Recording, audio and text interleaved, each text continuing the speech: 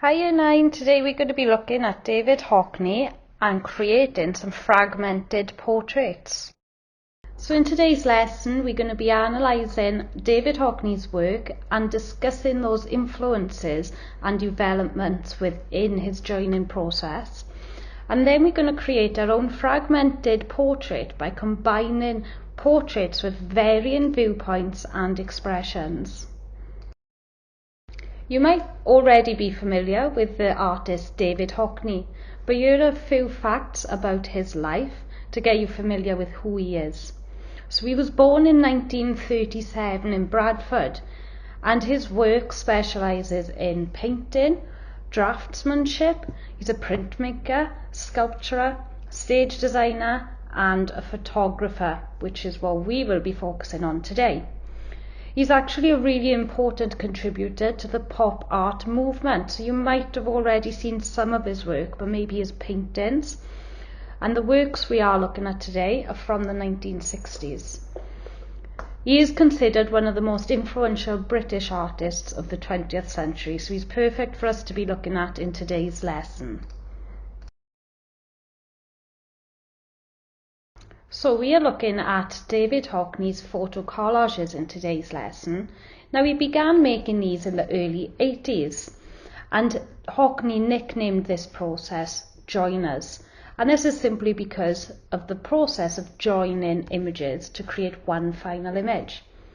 Now he started off by experimenting with different Polaroid prints, and then the process then developed into something a bit more in-depth, in which he started using standard photographic prints, where he actually went to the lab and got his prints developed. So you can see he developed a bit there. And the way in which he worked, he'd arranged the individual pictures to build up a patchwork that formed a final image. And the photographs are all taken from slightly different viewpoints, and as a result the final image constructed is of many photographs all combined to create one final photo. What better way to learn about someone's work by hearing them explain what has inspired this process? So listen to this short clip of David speaking about his inspiration. I'd become very, very aware of this frozen moment that was very unreal to me. The photographs didn't really have life in the way a drawing or painting did. And I realized it couldn't because of what it is. So, his process actually started with an issue he had with photography, which he then became inspired to fix through his experimenting. So how did he develop this process?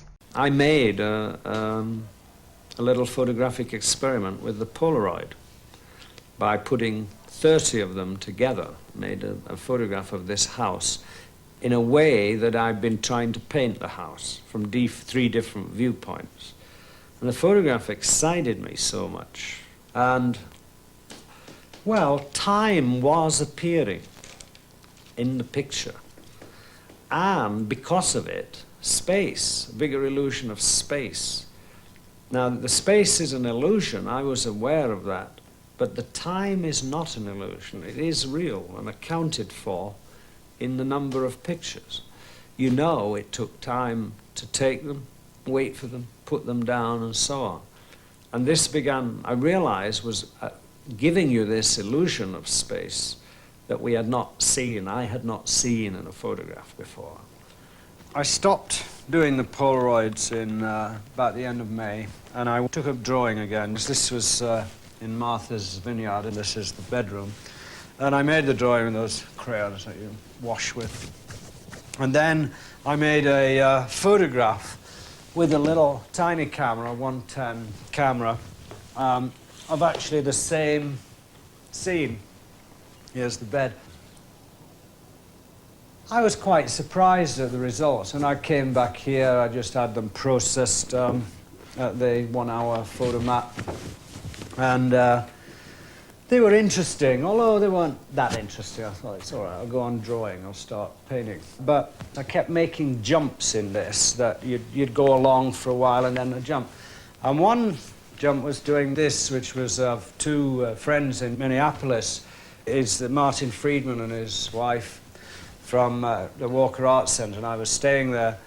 And they did the crossword puzzle as I was having a cup of tea. And the way they did it together, it was like a kind of intellectual contest of some kind. And so I said, well, I'll photograph it. And next morning, I took those photographs. Then I went to London and I pieced it together in London. I think probably the first picture was taken when she was almost ready to write the word.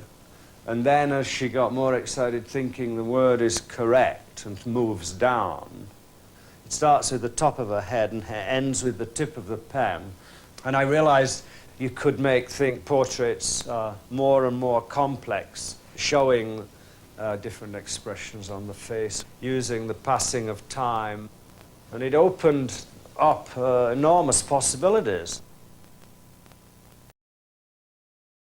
So you should have been able to tell from those two videos that Hockney actually got two styles in which he joins images together. You got the earlier stages of joining in which he uses Polaroids and lays them out in a grid. And then you've got the later process where he uses actual photographs and builds them up to layer a montage. So they create quite a different effect, and when you compare them side to side you can see that very clearly. So on the montage effect, he actually overlays the images and also puts the photos at angles as well to create this sort of movement within the final image. So we're going to be looking a bit more into this fragmentation process today. For our photo task today, we're going to create our own portrait which is inspired by David Hockney's joining process. We're going to do this by taking 3 portraits which vary in viewpoints, and then we're going to join them up using Photopea to create a fragmented portrait.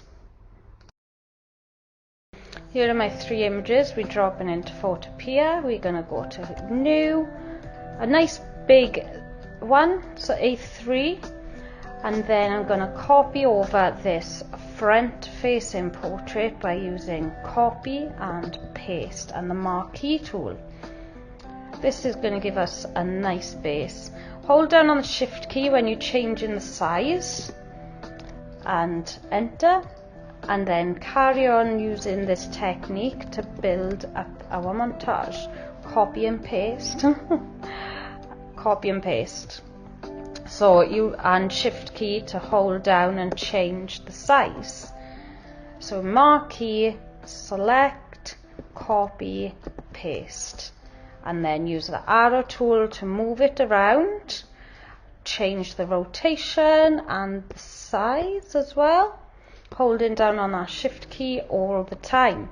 Deselect is command D. So sorry I'm whizzing through this, guys, but I haven't got long to record, so I'm just going to do this really quickly. But I just want you to focus on getting used to all of the shortcuts, getting used to using Photopea. This is your chance to get to know the program really well here. The deeper we go into the world of photography, the more familiar you're going to get with all the processes. So this is second nature to me. I'm used to using this, but give yourself a chance to pick all these shortcuts and commands up, because it does take a while, but once you've got them it's going to be super easy and you'll get really fast at doing things like this. So as you can see, I'm just building up this portrait now with different angles and moving them as I go along. So another thing I want you to have a play around with is this layers panel on the left hand side. So here, if you drag a layer down, it goes behind the other layers and you won't see it. So have a play about with those layers, because they will help you develop that style of montage which David Hockney uses as well. Okay, so I want a new area to cover a bit of the eyes, I think. Again, just sectioning off the main parts I want to highlight.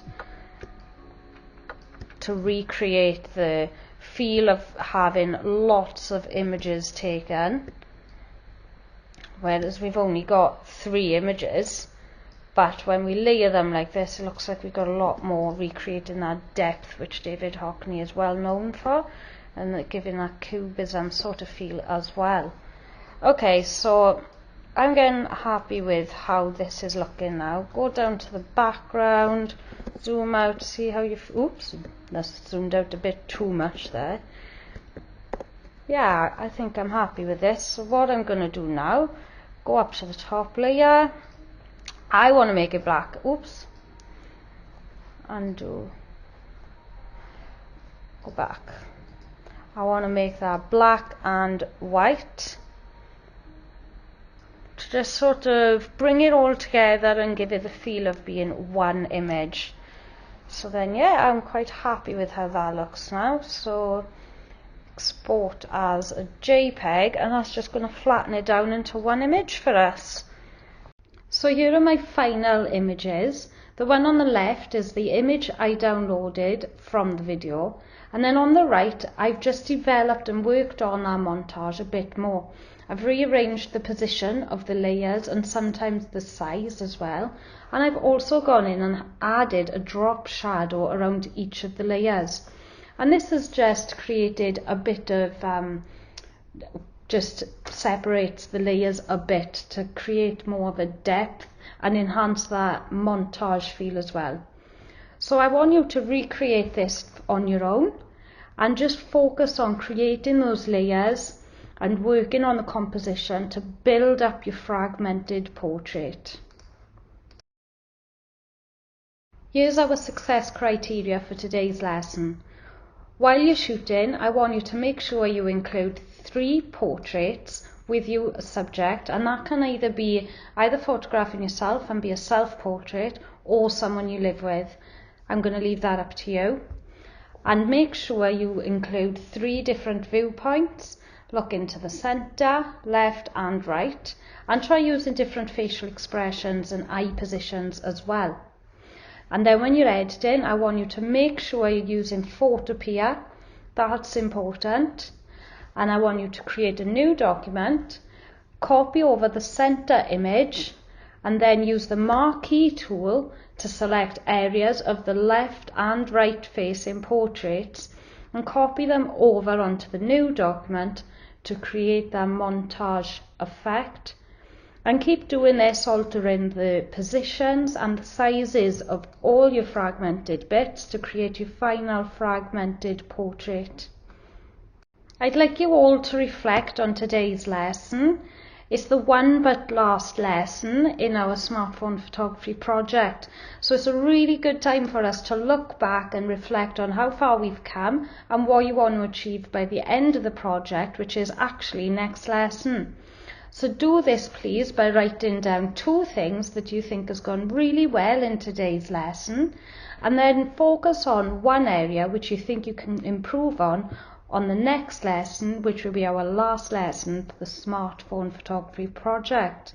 So as ever, hand in your final image under Teams as a JPEG please, and also hand in your reflections as well.